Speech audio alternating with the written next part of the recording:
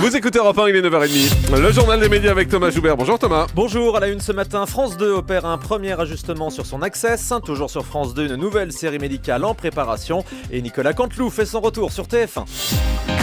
Et on commence donc avec France 2 qui modifie déjà son Access. Oui, à la suite des contre-performances de l'émission Dans la peau d'un chef à 17h30, le programme sera avancé à 16h50 à partir du lundi 7 octobre.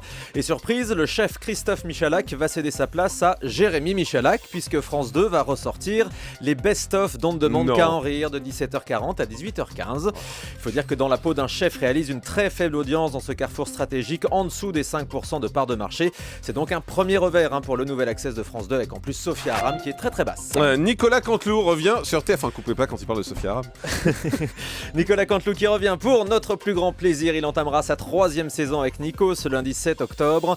A noter que l'émission ne s'appellera plus Après le 20h c'est Canteloup, mais simplement C'est Canteloup. Sa pastille sera désormais placée après nos chers voisins aux alentours de 20h40 et le programme court Peps lui sera programmé le mercredi après-midi. Toujours sur France 2, beaucoup de nouveautés du côté de la fiction. Oui, la chaîne va lancer à son tour une série médicale française. À l'être Média Plus nous apprend ce matin que 8 épisodes sont en préparation. L'héroïne sera une infirmière stagiaire de 40 ans.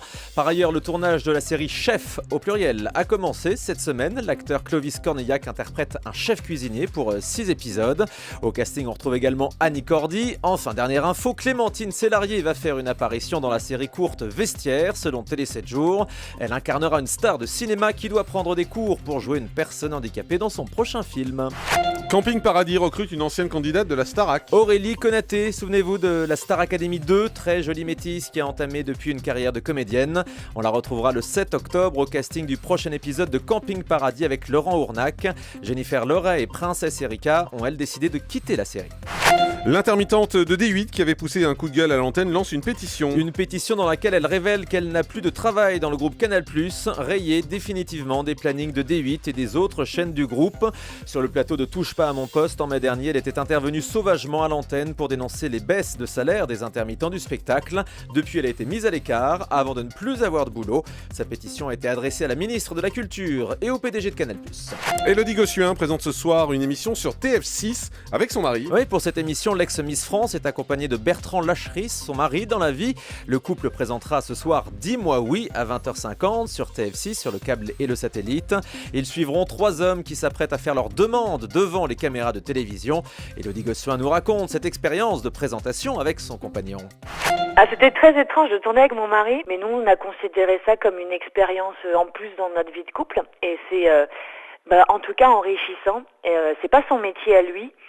Mais au moins il a découvert le mien et ça lui permet aussi de mieux me comprendre. Et ça c'est pas plus mal parce que c'est vrai que le métier, notamment les métiers d'animation en télévision, peuvent être assez incompris parce qu'on a l'impression que c'est que dans la spontanéité, qu'on fait que s'amuser et beaucoup oublient qu'il y a un travail derrière. Au moins il en a pris conscience et il me prend un peu plus au sérieux maintenant. Donc ça c'est cool. Énergie News 12 annonce des nouveautés pour 2014. Vous connaissez cette chaîne, Jean-Marc? C'est ça, News. Une nouvelle série quotidienne baptisée Dreams, tout d'abord donc avec Tonya Kissinger.